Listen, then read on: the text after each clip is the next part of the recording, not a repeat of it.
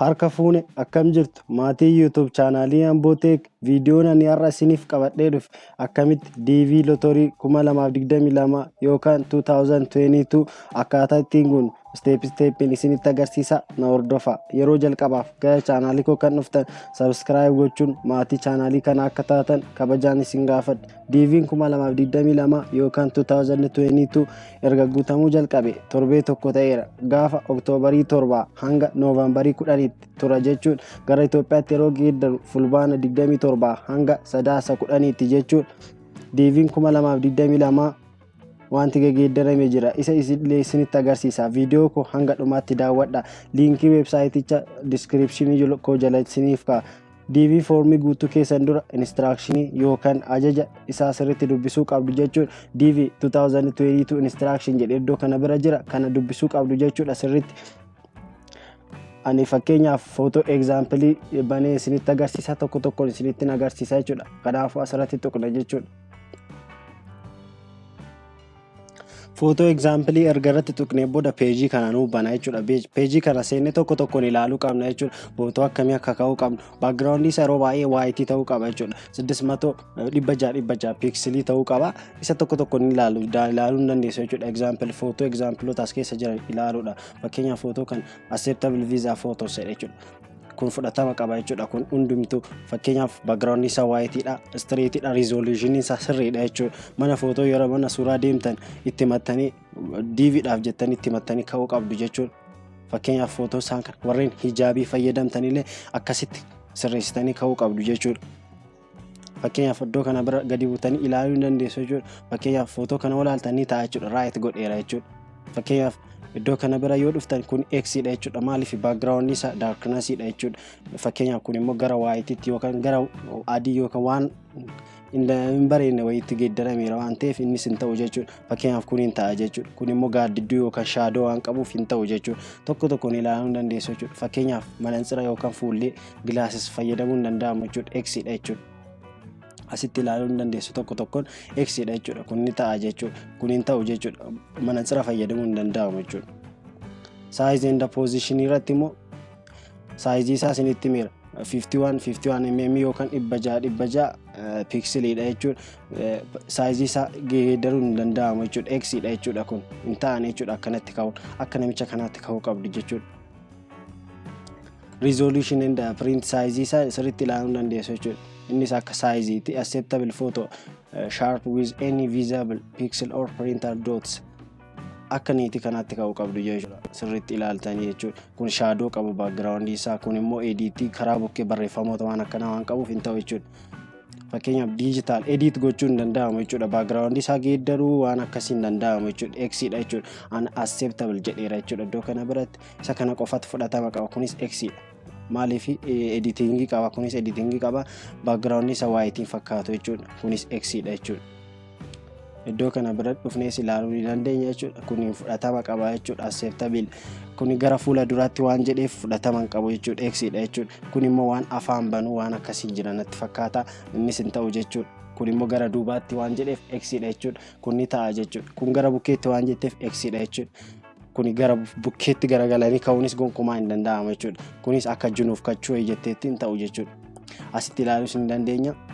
Warreen hijaabii fayyadamtan isinitti himera duraan hijaabii warreen fayyadamtan akkanatti ka'uu qabdu jechuudha. Fakkeenyaaf gadi buunee yeroo ilaallu akkanatti ka'uu hin danda'amu jechuudha. Hijaabii warreen fayyadamtan akkasitti ka'uu hin danda'amu jechuudha. Akka ishiitti ka'uu qabdu jechuudha. Akkasitti sirreessitanii kaatanii ka'uu qabdu jechuudha. Warreen daa'imoota fayyadamtan xuuxxoo namni afaanitti kaa'uu hin danda'amu jechuudha. Shaarbii fayyadamuu hin danda'amu. Koofiyyaa fayyadamuu hin danda'amu. Mataa keessan ija keessan irra fiduu hin danda'amu jechuudha. Fakkeenyaaf background isaa yeroo ilaallu white dha jedhee isinitti himera. White dha jechuudha background isaa. Kun hin ta'a jechuudha. Kun hin ta'u jechuudha. Background isaa gara waan dimimmisa wayyoon adii fakkaatu jechuudha. Kun bluetti jijjiiramaa jira waan ta'eef hin ta'u jechuudha. Kun duubni isaa mastaawotii waan qabuuf hin ta'u jechuudha.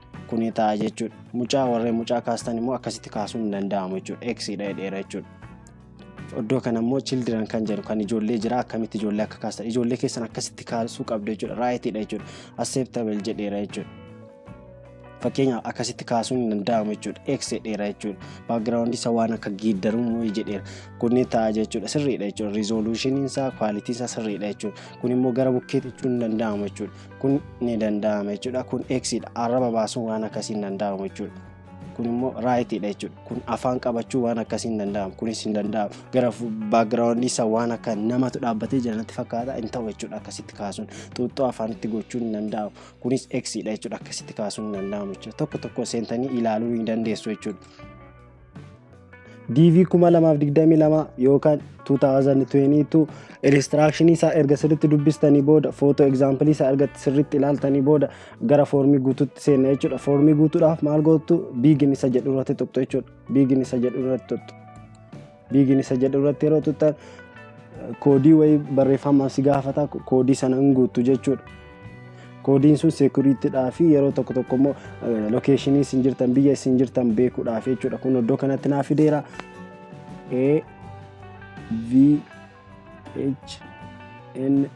AVHNW itti guutu jechuudha. Yoo dogoggortan deebisee isinii fida jechuudha. Achiin submit jettuun jechuudha. Achiin iddoo kanarra submit isa jedhu irratti tuqxu jechuudha.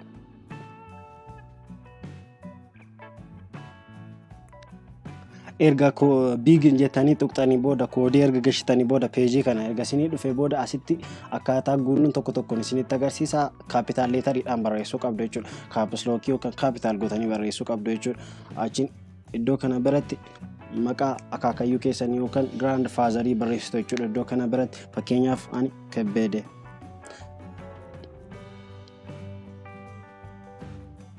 Achi iddoo kana biratti first name maqaa keessan guutu jechuudha. Fakkeenyaaf Abdi.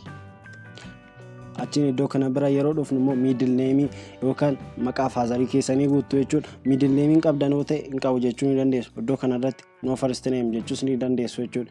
Garuu paaspoortii irra jiru guutuu qabdu jechuudha. Wal fakkaachuu qaba jechuudha. Spellingiin tokko dogoggora ta'uu hin qabu jechuudha. Middle name fakkeenyaaf ani immoo sirnaa jedheen fayyadama. Ancalchiseen guusaa jira. Isin isa paaspoortii irra jiru isa sirrii ta'e feekiin guutina yoo isiniif hin kennan jechuudha. Gender iddoo saala iddoo kana irratti ni guutu jechuudha. Meeliidha jechuudha iddoo kana biratti. Achiin iddoo kana bira birthday yeroo dhufnu guyyaatti dhalattan gara biyya alaatti geeddaruudhaan guutu jechuudha. Isa paaspoortii irra jiru guutu jechuudha. Fakkeenyaaf iddoo kana duwwaa 7 30 39 30 Ancalliseen guutaa jira. Isin isa paaspoortii irra jiru isa sirrii ta'e guutuu qabdu jechuudha. City where you were born eessatti akka dhalattan barreessitu jechuudha. Magaalaatti dhalattan ani fakkeenya Ambootti dhaladhe Amboon jedhaan. City hin qabdan yoo ta'e unknown jechuu ni dandeessu jechuudha. Fakkeenya country where you were born iddoo kana. So iddoo kana select country gootu jechuudha. Fakkeenya Itoophiyaan barreessan. Biyya Itoophiyaatti dhalattan waan ta'e Itoophiyaan jedhaan. So achiin iddoo kana bira yeroo dhuftan country of eligibility for the DV program biyyoonni hin eeyyamamneef jira jechuudha. Biyyoonni dhorkaman jiru jechuudha. Fakkeenya Itoophiyaan hin eeyyamamaaf waan ta'eef nuti guutuu ni dandeenya jechuudha. Yes jettaniit achiin iddoo kana bira dhuftaniit akka iddoo kanatti maraxeetti Itoophiyaa maraxxu jechuudha. As keessa erga Itoophiyaa maraxxanii booda iddoo kana bira dhufte jechuudha. Paaspoort iddoo jedhutti passport information keessan guutuu jechuudha. Isa gubbaarratti barreessitan faana isa paaspoortii keessan jiru faana wal fakkaachuu qaba jechuudha. Fakkeenyaaf iddoo kana maqaa akaakayyuu kootiin barreessa jechuudha. Isinillee maqaa grand father yookaan akaakayyuu barreessitu jechuudha. Iddoo kana maqaa keessan barreessitu jechuudha. Fakkeenyaaf ana Abdiin jedhee no first name jechuu dandeessu akka gubbaarratti gashitanitti jechuudha. Iddoo kana biratti immoo sirnaan jedhani. Achiin yeroo ol buttan paaspoortii nambarii guutu jechuudha. Iddoo kana paaspoortii keessan irraa paaspoortii nambariin fakkeenyaaf ancalliseen guuta waan akka lakkoofsaati jechuudha. Expire datein immoo fuula jalqabaa irra jira jechuudha. Paaspoortii keessanitti taane fuula isa jalqabaa irratti jira jechuudha. Isa inni guutu jechuudha. Ani fakkeenyaaf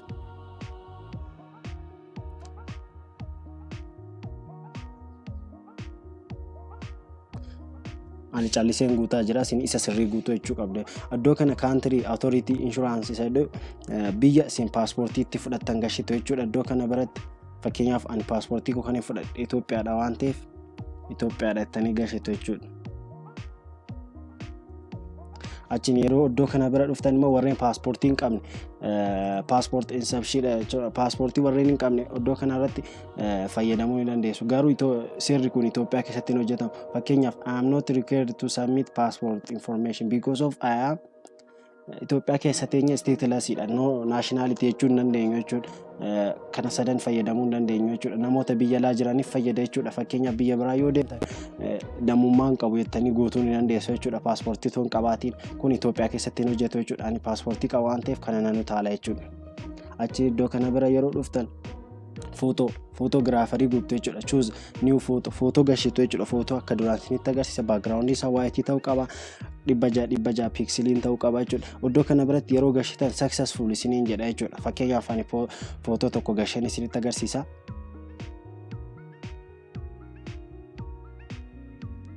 Fakkeenyaaf footoo tokko qaba jechuudha. Ani footoo tokko isinitti agarsiisa.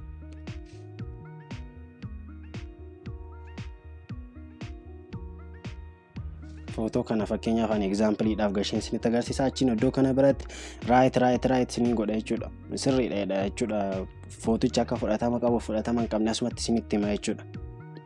Suura yookaan footoo erga guuttanii booda asitti mailing address kan jedhu jira jechuudha. Asitti barreessitu jechuudha. Iddoo kanatti kan barreessitan irratti in care of iddoo jedhu irratti optionalidha jechuudha. Iddoo kanatti yeroo guunnu isin bakka bu'ee nama isiniif fuudhu jechuudha. Poostaan sun kan keessa waan hin taaneef isin bakka bu'ee poostaa sana akka isinii fuudhu jechuudha. Nama isinii fuudhu jechuudha. Isa barreessitu jechuudha. Maqaa nama sanaa barreessitu jechuudha. Fakkeenyaaf Mr. Kenna ani kan koon barreessa jechuudha. Fakkeenyaaf isin barreessuu ni dandeessu. Poostaan sun maqaa keessanii yoo ta'e barreessuuf dirqama hin qabdan jechuudha. Optionalidha jechuudha. Achiin iddoo kana biratti address line waanii biratti yeroo dhufnu waan akkana barreessutti barreessa. P.O.box achiin iddoo kana irratti poostaa lakkoofsa poostaa barreessitu yookaan poostaa saaxiin quxurii barreessitu jechuudha. Iddoo kana biratti ani fakkeenya achiin address line 2 inu taaltu jechuudha. Iddoo kana irratti optionalidha waan ta'e inu taalla. City townii iddoo kana biratti ani kan koon barreessaa si kan biyya sanaa barreessitu jechuudha. Kan magaalaa sanaa barreessitu jechuudha. Achiin iddoo kana biratti country biyya sana barreessitu jechuudha. Fakkeenyaaf Itoophiyaadha jechuudha anko. Achiin iddoo kana bira yeroo dhuftan postal code yookaan zip code kan magaalaa sanaa guutuu jechuudha. Fakkeenyaaf ani kan Addis Ababa waan ta'eef kan Addis Ababa 1001dha jechuudha. Code postal code yookaan zip code description yala silika link isa toora internet irra ilaaluu ni dandeessu jechuudha. Zip code qawote no postal code jechuun ni dandeessu yookaan zip code jechuun ni dandeessu jechuudha. Biyya sana guutuu iddoo kana biratti Itoophiyaa kan jedhuun guutaa.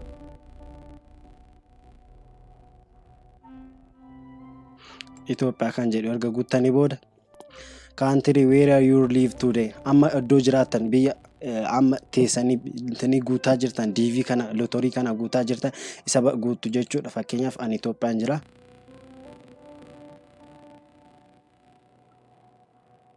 Itoophiyaa.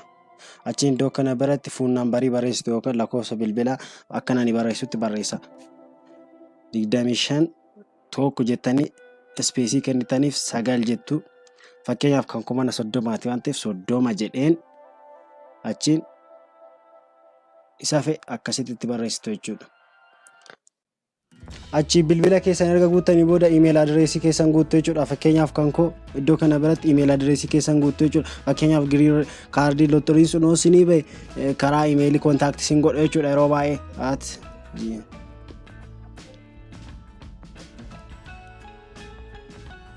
.com achiin iddoo kana biratti confirm naa mirkaneessa jechaara isum kana deebistanii barreessitu jechuudha.